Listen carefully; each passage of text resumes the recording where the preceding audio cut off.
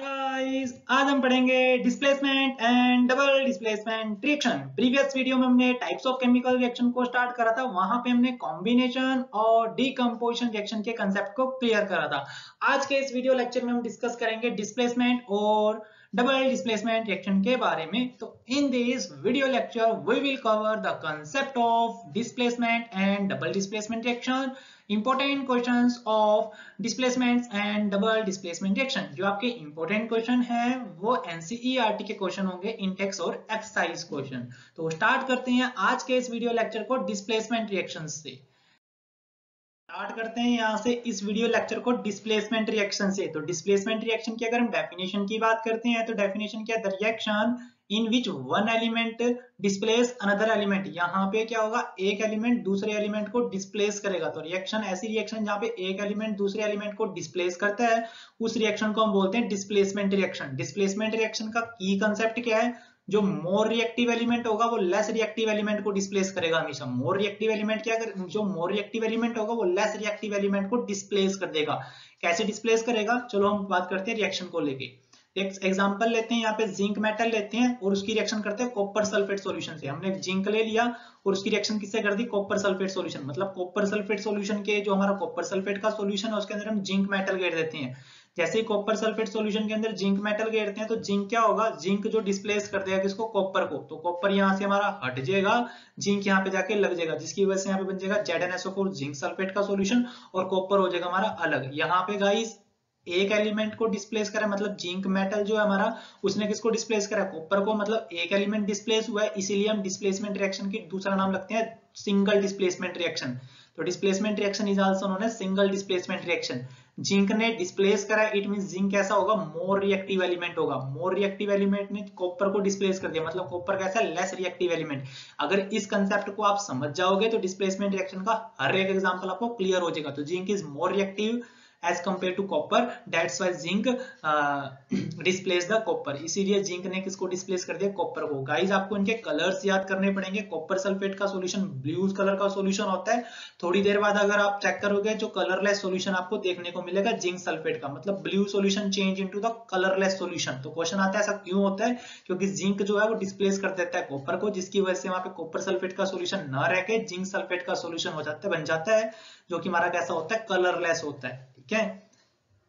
अगर हम बात करें आपको कैसे पता लगेगा कौन सा रिएक्टिव, मोर रिएक्टिव है, कौन लेस रिएक्टिव है, इसीलिए आपको आनी चाहिए इसके लिए रिएक्टिविटी सीरीज ऑफ मेटल। तो हम बात करते हैं रिएक्टिविटी सीरीज ऑफ मेटल्स की। तो रिएक्टिविटी सीरीज ऑफ मेटल्स की अगर हम बात करते हैं, यहां से हम मेटल्स की रिएक्टिविटी को पता लगा सकते हैं।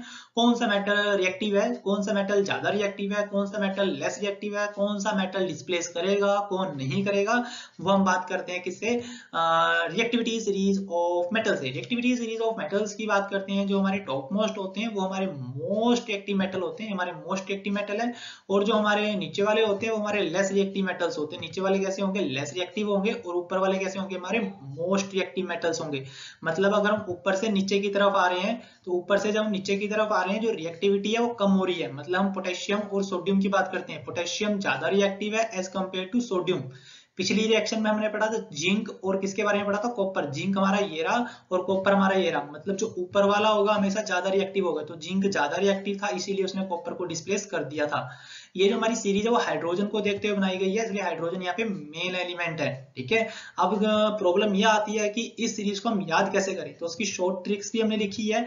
वो शॉर्ट ट्रिक है, please stop calling me a cute zebra in the library, hydrogen call me something gold. यहाँ पे जो मैंने कलर्स आपको दिख रहे हैं उससे एलिमेंट का डोनेशन हो रही है, मतलब इस एलिमेंट को डिनोट कर रहे हैं। जैसे P यहाँ पे डिनोट कर रहा है पोटेशियम को, S डोनेट कर रहा है सोडियम को, A रिप्रेजेंट कर रहा है कैल्शियम को, M रिप्रेजेंट कर रहा है मैग्नीशियम को, A रिप्रेजेंट कर रहा है एल्यूमिनियम को, क्यूट यहाँ से कोई रिप्रेजेंटेशन नहीं हो रही, Z रिप्रेजेंट कर रहा है जिंक को, I रिप्रेजेंट कर रहा है आयरन को, T रिप्रेजेंट कर रहा है टेन को, L रिप्रेजेंट कर रहा है लेड को, हाइड्रोजन को ही रिप्रेजेंट कर रहा है, C यहाँ पे कॉपर को, Me मरकरी को रिप्रेजेंट कर रहा है, S यहाँ पे हमारा सिल्वर को रिप्रेजेंट कर रहा है और गोल्ड को रिप्रेजेंट कर रहा है।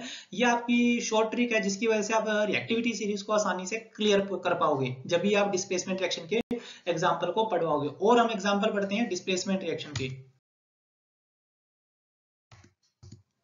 तो दूसरा एग्जांपल हमारा डिस्प्लेसमेंट रिएक्शन क्या है, जब हम आयरन की रिएक्शन किससे कराते हैं, जब हम आयरन की रिएक्शन मतलब Fe की रिएक्शन कराते हैं हाइड्रोक्लोरिक एसिड से। हाइड्रोक्लोरिक एसिड में क्या होगा, देखो जो आयरन है वो किसको डिस्प्लेस करेगा, यहाँ पे हाइड्रोजन को डिस्प्लेस करेगा। यहाँ पे आयरन किसको डिस्प्लेस करेगा, हाइड्रोजन को। तो हाइड्रोजन यहाँ से हट जाएगा तो आयरन लग जाएगा, जिसकी वजह से यहाँ पे हमारा कंपाउंड बन जाएगा आयरन क्लोराइड, फेरस क्लोराइड बोल लेंगे, क्योंकि यहाँ पे Fe पे क्या चार्ज है, 2+ चार्ज है। अगर Fe पे 2+ चार्ज होता है तो हम बोलते हैं फेरस, अगर 3+ चार्ज होता है तो हम बोलते हैं उसको फेरिक। ठीक है, तो 2+ चार्ज कैसे होगा, यहाँ पे देखो Cl के 2 मोलिक्यूल है, अगर Cl के 2 मोलिक्यूल जाएंगे तो Cl 2 नेगेटिव चार्ज लेके जाएंगे, जिसकी वजह से फेरस पे आ जाएगा 2+ चार्ज। ठीक है, और हाइड्रोजन यहाँ से लाइब्रेट हो जाएगी।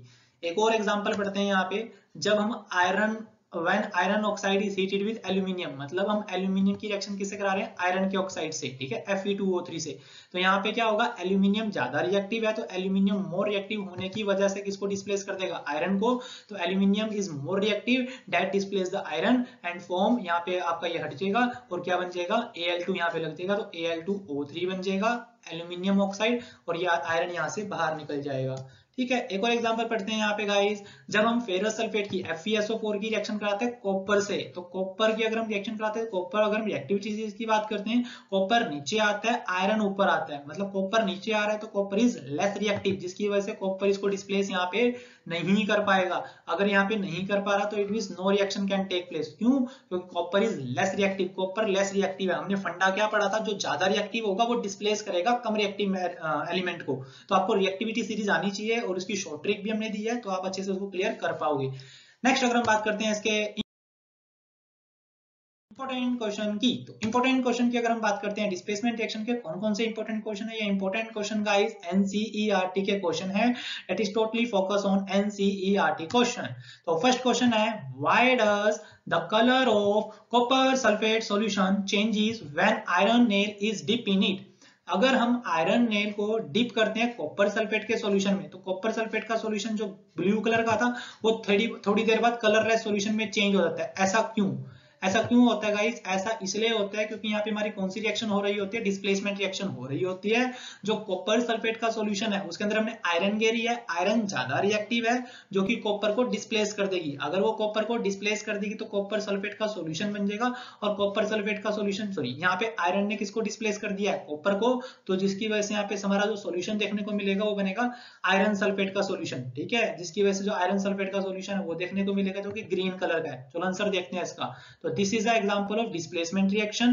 In this reaction iron displace copper from copper sulfate solution. यहाँ पे आयरन किसको डिस्प्लेस करेगा, कॉपर को डिस्प्लेस करेगा कॉपर सल्फेट के सॉल्यूशन से। तो कॉपर सल्फेट का सॉल्यूशन जो होता है वो डीप ब्लू कलर का होता है, और थोड़ी देर बाद वो फेड होना स्टार्ट हो जाएगा, या फिर रिएक्शन होना स्टार्ट हो जाएगी। जो कलर है कौन सा कलर देखने को मिलेगा, ग्रीन कलर का सॉल्यूशन हमको देखने को वहां पे मिलेगा। तो ये था इसका आंसर। नेक्स्ट क्वेश्चन की अगर हम बात करते हैं, यहाँ पे आपको रिएक्शन दे देंगे, फिर आपसे पूछेंगे कौन सी रिएक्शन है। तो यहाँ पे देखो एल्यूमिनियम जो है वो किसको डिस्प्लेस कर रहा है, आयरन को। तो एल्यूमिनियम आयरन को डिस्प्लेस कर रहा है, तो this is the displacement reaction. तो ये आपका आंसर हो जाएगा डिस्प्लेसमेंट रिएक्शन। नेक्स्ट हम बात करते हैं डबल डिस्प्लेसमेंट रिएक्शन की। अगर हम डबल डिस्प्लेसमेंट रिएक्शन की डेफिनेशन को देखते हैं, the reaction in which two compound react. यहाँ पे क्या होगा, हम दो कंपाउंड लेंगे, दो कंपाउंड की रिएक्शन कराएंगे, और दोनों कंपाउंड में क्या हो रहा होगा, एक्सचेंज ऑफ आयंस होंगे। एक्सचेंज ऑफ आयंस होने की वजह से वहां पे दो नए कंपाउंड बनेंगे। मतलब डबल डिस्प्लेसमेंट रिएक्शन में क्या होगा, दो कंपाउंड लेंगे और दोनों कंपाउंड के आयंस जो है वो एक्सचेंज करेंगे। ठीक है, दोनों कंपाउंड के आयंस एक्सचेंज करेंगे, तो that is known as double displacement reaction, और दो ही नए कंपाउंड वहां पे हमको देखने को मिलेंगे। तो डेफिनेशन को क्लियर करते हैं यहाँ पे हम एग्जांपल से। पहले हम थोड़ा सा की यहाँ पे पॉइंट देख लेते हैं, जो हर एक रिएक्शन का की पॉइंट हमारा होता है। One of the product is being insoluble, that is precipitate out. यहाँ पे क्या होगा, जब डिस्प्लेसमेंट रिएक्शन हो रही होगी, डबल डिस्प्लेसमेंट रिएक्शन जब हो रही होगी, यहाँ पे एक प्रोडक्ट ऐसा होगा जो सॉल्यूशन के अंदर इनसोल्यूबल होगा, वो प्रेसिपिटेट की फॉर्म में बाहर आ जाएगा। वो प्रेसिपिटेट की फॉर्म में अगर बाहर आएगा तो क्या होगा, आगे हम पढ़ेंगे उसको। और देखो अगर हम बात करते हैं गाइस डबल डिस्प्लेसमेंट रिएक्शन की, तो डबल डिस्प्लेसमेंट रिएक्शन की जो हमारी जो रिएक्शन होती है वो दो आयनिक कंपाउंड के बीच में होती है। दो आयनिक कंपाउंड की रिएक्शन हम करते हैं। जो रिएक्टेंट में हम दो कंपाउंड लेते हैं, दो कंपाउंड हमारे कैसे होते हैं, आयनिक कंपाउंड्स होती हैं। ठीक है, तो हम यहाँ पे एग्जांपल लेते हैं, हमने रिएक्टेंट ले लिए, एक हमारा पहला कंपाउंड ये रहा, दूसरा कंपाउंड ये रहा। इन दोनों की रिएक्शन होगी तो क्या होगा, दो नए कंपाउंड बनेंगे। तो हमारे दो नए कंपाउंड बनेंगे, ये हमारी जनरल रिएक्शन है गाइस। यहाँ पे क्या होगा, ए क्या करेगा, डी के साथ जुड़ जाएगा, मतलब यहाँ पे सी को डिस्प्लेस कर देगा, खुद जाके लग जाएगा, तो यहाँ पे बन जाएगा एडी। देखो यहाँ पे सी हट जाएगा और सी क्या करेगा, यहाँ से हट के कहाँ चले जाएगा, बी के पास चले जाएगा, तो यहाँ से बन जाएगा सीबी। देखो दो एलिमेंट की डिस्प्लेसमेंट हो रही है, that's why it is known as double displacement reaction, और उसको हम बोलते थे सिंगल डिस्प्लेसमेंट रिएक्शन। ठीक है, तो इसका हमारा जनरल रिएक्शन था। एग्जाम्पल के तौर पर पढ़ते हैं इसको, इसका एग्जाम्पल लेते हैं हम गाइस। एग्जाम्पल क्या है, हमने दो कंपाउंड लिए, एक लिया सिल्वर नाइट्रेट और एक हम लिया सोडियम क्लोराइड, इन दोनों की रिएक्शन करा दी। जैसे इन दोनों की रिएक्शन कराएंगे क्या होगा गाइस, जो हमारा ये दोनों कैसे कंपाउंड है, आयनिक कंपाउंड है। हमने पढ़ा था यहाँ पे जो रिएक्टेंट होते हैं, दोनों रिएक्टेंट कैसे होते हैं, आयनिक कंपाउंड हम लेते हैं। यहाँ पे क्या होगा, AgNO3 आयंस की फॉर्म में टूटेगा। AgNO3 क्या होगा, AgNO3 में से Ag टूटेगा Ag पॉजिटिव में, NO3 टूटेगा नाइट्रेट आयन में, दो आयंस बन गए यहाँ पे, और NaCl भी टूटेगा Na पॉजिटिव में और Cl नेगेटिव में, तो यहाँ से बन जाएगा Na प्लस Cl नेगेटिव। फिर क्या होगा, डिस्प्लेसमेंट होगी, ये चले जाएगा हमारा AgCl के साथ, तो बन जाएगा AgCl, और हमारा ये जुड़ जाएगा इसके साथ, Na चले जाएगा NO3 के पास। ठीक है, तो यहाँ से बन जाएगा NaNO3, तो दो कंपाउंड बन गया, एक बन गया AgCl और दूसरा बन गया NaNO3। ये था हमारा डबल डिस्प्लेसमेंट रिएक्शन का की कॉन्सेप्ट। एक और एग्जांपल से हम इसको क्लियर करते हैं। तो यहाँ पे देखो गाइस, AgCl है वो व्हाइट प्रेसिपिटेट है। हमने पढ़ा था डबल डिस्प्लेसमेंट रिएक्शन के अंदर क्या होगा, एक प्रोडक्ट तुम्हारा ऐसा होगा जो इनसोल्यूबल होगा, मतलब प्रेसिपिटेट की फॉर्म में बाहर आएगा। यहाँ पे AgCl, that's why double displacement reaction को हम प्रेसिपिटेशन रिएक्शन भी बोलते हैं। Very important, double displacement reaction को हम प्रेसिपिटेशन रिएक्शन भी बोलते हैं गाइस। प्रेसिपिटेशन रिएक्शन क्या होती है, आगे हम इसको और ब्रीफली डिस्कस करेंगे।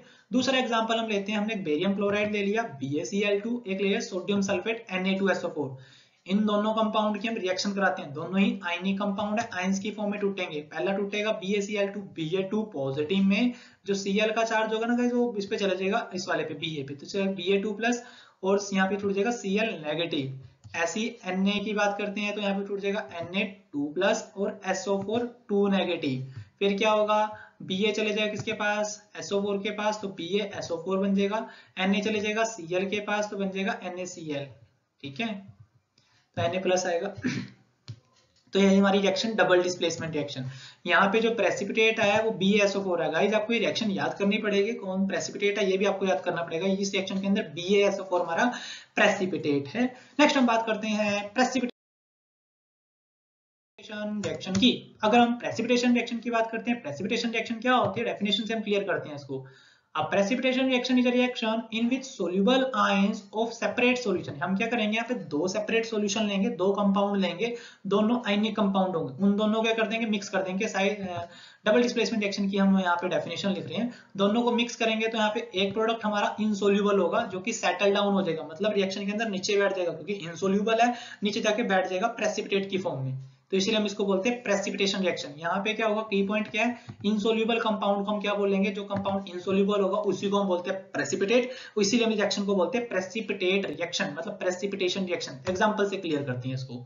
सेम हमने क्या करा, बेरियम क्लोराइड ले लिया, एक आयनिक कंपाउंड है, ये दूसरा आयनिक कंपाउंड है। ठीक है, Ba प्लस में टूटेगा, Ba प्लस में टूटेगा, Cl नेगेटिव में टूटेगा, Ba पे आ जाएगा 2 प्लस चार्ज। ठीक है, Cu2 positive and SO4 2 negative. फिर क्या होंगे, डिस्प्लेसमेंट जो हमने पीछे पढ़ी थी, यहाँ से बन जाएगा BaSO4 और CuCl2। यहाँ पे एक हमारा होगा प्रेसिपिटेट, जो कि कौन है, BaSO4। ये आपको याद करना पड़ेगा इस प्रेसिपिटेट कौन है।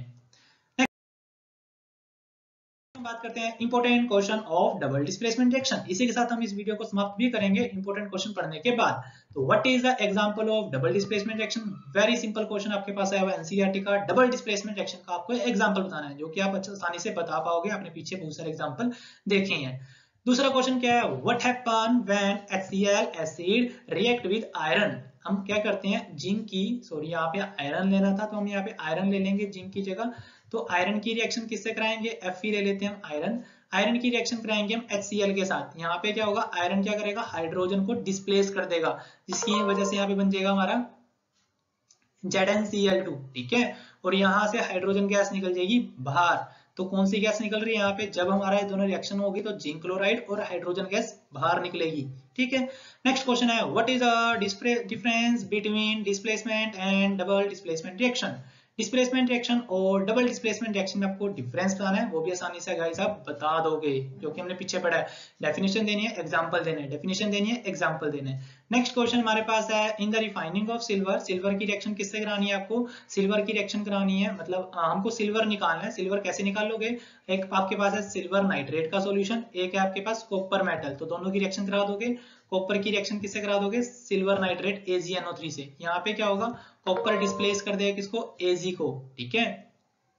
तो यहाँ पे क्या बन जाएगा? कॉपर नाइट्रेट बन जाएगा और सिल्वर आपका निकल जाएगा बाहर। नेक्स्ट क्वेश्चन है, what do you mean by precipitation reaction? Precipitation reaction क्या होती है गाइस? आपको पता है, हमने पीछे पढ़ा भी हुआ है, नेक्स्ट पिछली स्लाइड में हमने डेफिनेशन आपको देनी है और एग्जांपल आपको यहाँ पे देना है। इसी के साथ हम इस वीडियो को समाप्त करते हैं। नेक्स्ट वीडियो में हम पढ़ेंगे ऑक्सीडेशन और रिडक्शन रिएक्शन के बारे में। Thanks guys.